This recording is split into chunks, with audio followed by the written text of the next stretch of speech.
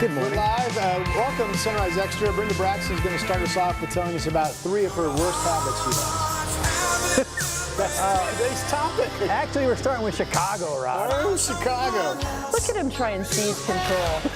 That didn't go well, did it? No, it didn't. That's it. That's all we can play. We had it all planned, and then Well, nobody tells me about Rod the went plans. rogue. I think we had to stop playing the song because we had to pay for it after like 6 seconds. It was fun while it lasted, that Chicago tune. Hard Habit to Break was the name of the song. We're talking about hard habits to break today on Sunrise Extra. In all seriousness for a moment, this is the American Cancer Society's Great American Smokeout Day. They do this every year, the third Thursday of November. Yep. And it's a day really to help people quit smoking. Right. And they say if you can quit today, just give it up for today, perhaps you'll continue to quit tomorrow, and then next week and the week after that, and this could be maybe the first step to quitting that bad habit. Yeah. I know a lot of our viewers have had some bad habits in their lives. I can't say I know that. I'm just assuming. Oh, we know you. We know you guys. I'm assuming Come on you've now. had some bad habits in your life that you've had to break. So here's the question this morning. If you had a really difficult habit to break, let us know about it. Tell us how you did it, because I think, you know, breaking habits in general, if you can break one habit, you can break another. I mean, it's kind of a mental game. It is kind of a mental game. I would agree with that. And sometimes you have to start over multiple times before you kind of dial it in. So I have my own bad habit to break story. I don't know if we want to lead off with that. If you have your own, chime in and we'll jump into the comments section on Facebook and YouTube, and we'll read some of your bad habits.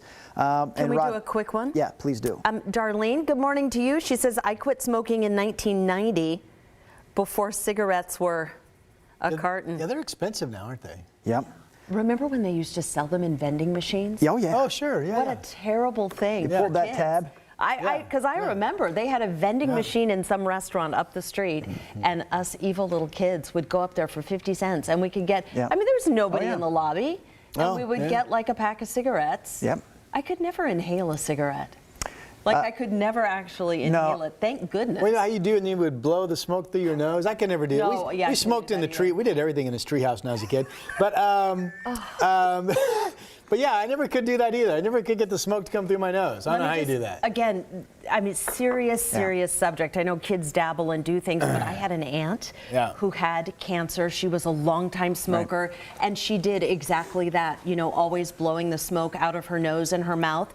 She got cancer of her nose. They had to remove her nose. Your aunt? She had a prosthetic, It was brutal, man, totally brutal. Yeah, my mom, you know, my mom's parents both smoked. My mom's mom passed away when I was about 7 or 8, but she had lung cancer, emphysema, the whole 9. I mean, when I think about my grandmother, who I think died when she was 62 or 3, so we would consider that to be very young, right? Yeah. When I think of her, though, I picture this old woman, because she definitely looked, to me, if my memory serves correct, she looked a lot older than 62, and I think it was just, you know, some hard living. Absolutely. And a whole lot of smoking, you know, however many packs a day. Yes. But you're right, I remember those days too, back in like what would be my 6th and 7th grade years. The easy access to the cigarettes through those machines, and kids in my 6th and 7th grade class were, you know, smoking after school every day. Again, if you have a I quit smoking story and here's how I did it, please share it with us, because maybe there's someone watching today that could use that tip. Jennifer Taft said that her mother was a cardiac nurse and smoked, and she was hypnotized and was able to quit through hypnotism. Oh, really? That's interesting. But she only quit because she saw daily on the cardiac ward smokers suffering. Yeah. Right? Didn't want to do that, but hypnotism. I'm in a lighthearted mood today for whatever reason. I just am. So I'll read Terrence Morrow's comment. My ex divorced her. That was the bad habit. I like it. I like it. Whatever works. Whatever works. I'm going to share 2 real quick. Okay. One comes from Kristen Lebensky, one of our regular viewers. Love that you're with us this morning, Kristen. She says they actually still have cigarette vending machines in Las Vegas. She saw one just this past Saturday. How about that? She called it nostalgic. Yeah, I haven't seen one of those in, gosh, I don't know, 30 years. I thought they did away with those, but you know, everything goes in Vegas, right? Yeah. Here's another regular, Dawn Kimlinger. Hey, Dawn. She had this habit of putting her hair in her mouth. You're thinking, what kind of habit is that? But she put, she said she put her hair in her mouth. Yeah. It was an emotional soothing activity. Gotcha. And she says she actually cured herself of that through microbiology class in college. I guess whatever they were studying, of all those, like, germs and whatnot. She finally realized what she was putting in her mouth, potentially, by putting her hair in her mouth. Well, thank you for coming clean with that. Wait, Miss did Dawn? Stanford say what his habit was? He just No, said, I broke my habit through healthy living with yoga and eating right. What was the habit? Can you say? And then Mary Thomas says, I'm trying to quit. I presume she's talking about smoking. I've tried all the products, could use help. You mentioned being hypnotized helped somebody. Wow, all right. Veronica said she did try the Great American Smokeout 15 years ago and it worked. That's awesome. And I guess by trying it, she means she quit for the day, Right, which is and then today. just kept going. Yep. Keep adding up the days. Pretty soon you got yourself a healthy living style. Jennifer Taft says she used to bite her nails horribly. My best friend growing up, Tony Cantanda, used to do that, man. He would take him down to the knuckle. He was constantly, fingernails were constantly in his mouth. Yeah, I used to be a bad fingernail chewer. Really? But I stopped it. Like, when did you stop, you think?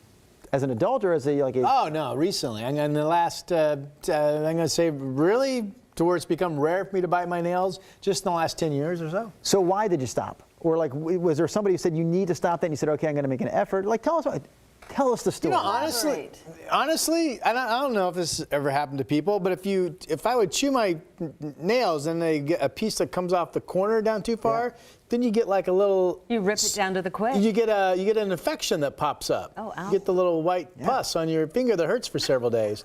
And I finally decided. You had to ask him. More details. Come on, more details. So I stopped doing that. Yeah. But I didn't really up until about 10 years ago.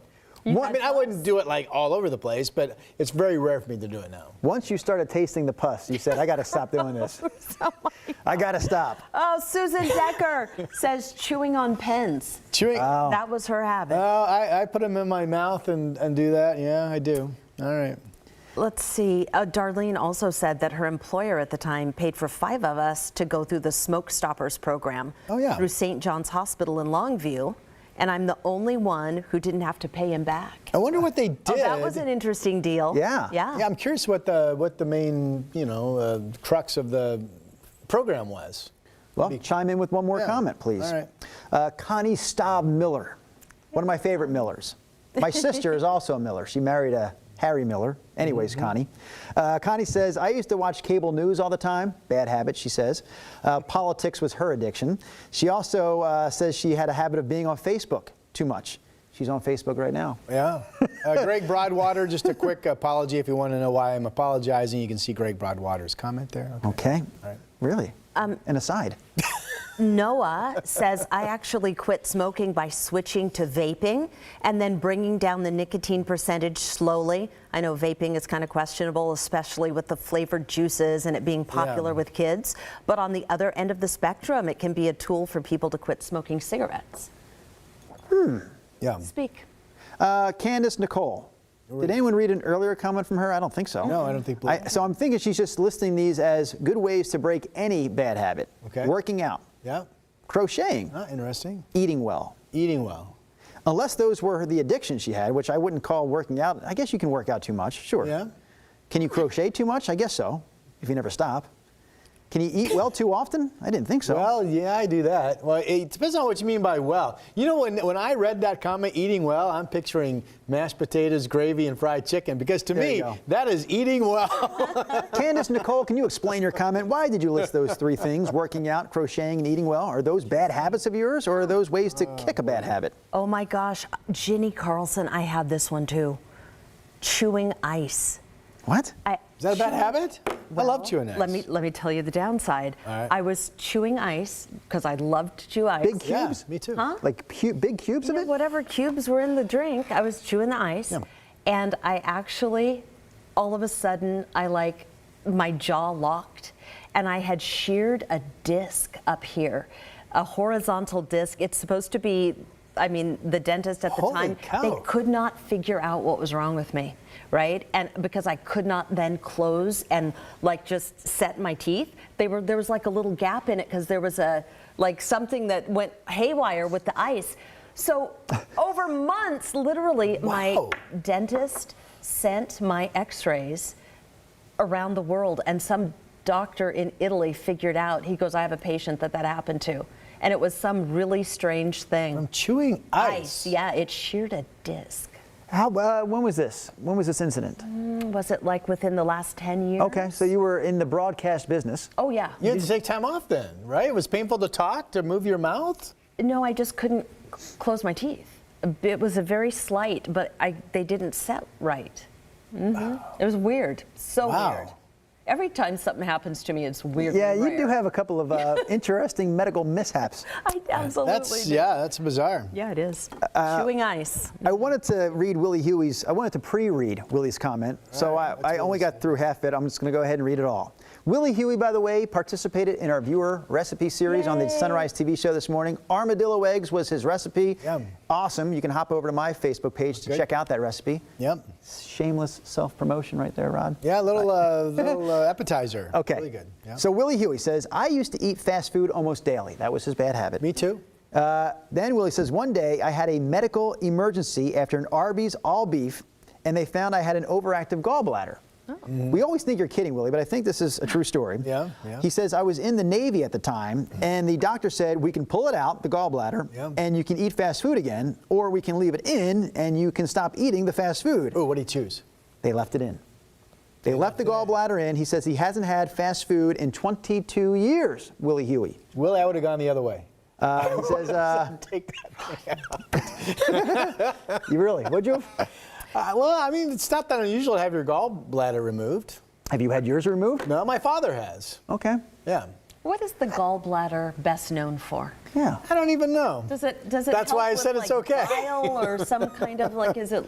It does help does digest it do? certain things, doesn't I couldn't it? really I'll tell. tell you I what, don't- apparently it can't help you digest fast food, because if it's in your belly, you shouldn't eat it. Doesn't like So it. Willie doesn't do fast food at all anymore. Yeah, That- 22 years fast food clean. Not a single fast food item. But he's not against eating like what I call good food, because he prepared today that recipe where you took a jalapeno pepper, you filled it with this cheesy mixture, spicy cheesy mixture, you wrap it in ground sausage, and then you wrap that in bacon. Again? So no fast food, but the guy still knows how to eat. Now, I will You say put it on this a real smoker. quick. Yeah. But you can do it in the oven. I shared the other day that I'm on a low cholesterol pill I take once a day for the first time ever, trying to get those numbers down.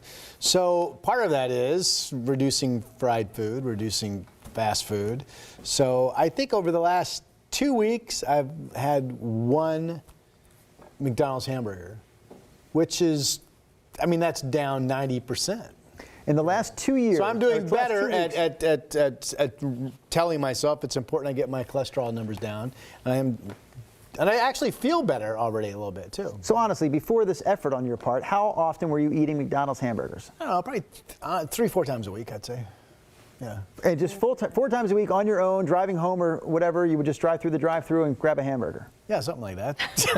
I don't know. I think That's pretty a much lot. how it works, yes. It's like he's being interrogated. That's how it works, yes. Yeah. Okay. I didn't know that. I'm driving by, if there's not a line in that drive-thru, I'm like, no line. And I'm And then going in. only McDonald's? Like, will you stop for a Burger King burger? In a pinch, I'll do other things, but mainly McDonald's. Yeah. Is that because it's your favorite or because you used to work there? You know, McDonald's is, well, I think it's my favorite because I used to work there. I had married those two together. It's really easy to eat in the car. That's the beauty about McDonald's. Their burgers are fairly simple, so it's easy to eat in the car. Yeah. Some places the burgers are a mess. They're good, but they're a mess to eat in the car. Yeah. No, you're right. See, that's what I have to work on. Like, I don't eat fast food. I eat pretty healthy, but I've got to be mindful when I eat, right? Or then I'll just keep eating. It's like kind of a little bit of that emotional eating thing, I guess. Yeah. So like eating in the car, not great. And I do have a sweet tooth. Like, I try to reduce my sugar because once I start eating the sugar, I want more and more and more. It's like that dopamine hit or whatever. Do you have a hard time, like, once you open something, closing it back up and putting it away? Like, if you open an ice cream carton, is the potential there to finish it now that you've opened it? Oh my gosh! Not a whole carton. Okay. No. Okay. What about those I might have little 2 fun bowls, size? but- The little fun size, like Ben and Jerry's. Those are gone. Yeah, if it's a little one, I'm in. If by fun size you mean the pint or the real fun Yeah, size? that's what I call the fun size, the pint. Yeah. I looked at the the even smaller ones. They have smaller, but the pint that is like my boy's favorite. Ben and Jerry's Cherry Garcia is like, like if I come home from the grocery store and that's in the bag, like, you know, I'm dad of the year.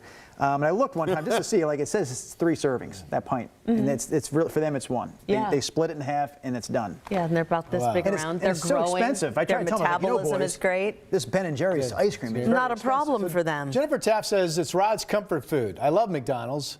What gets me, she says, I love McDonald's breakfast. It reminds me of camping with my dad.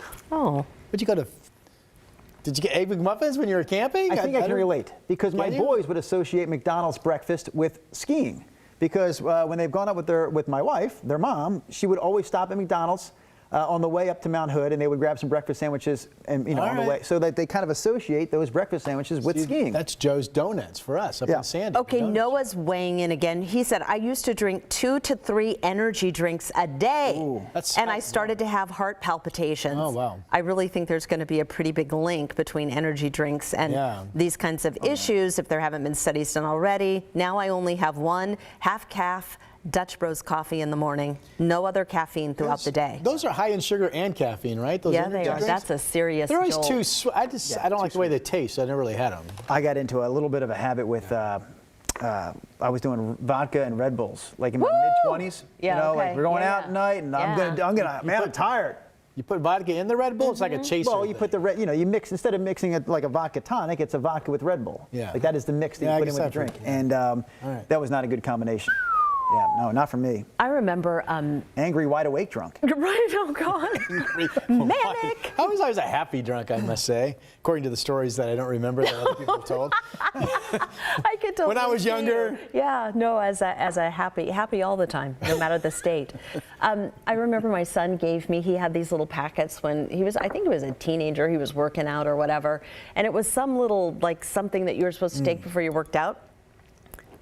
I thought I was having a meltdown because I had never had any of that before. And I put this little tiny packet in water or whatever, and my skin started tingling.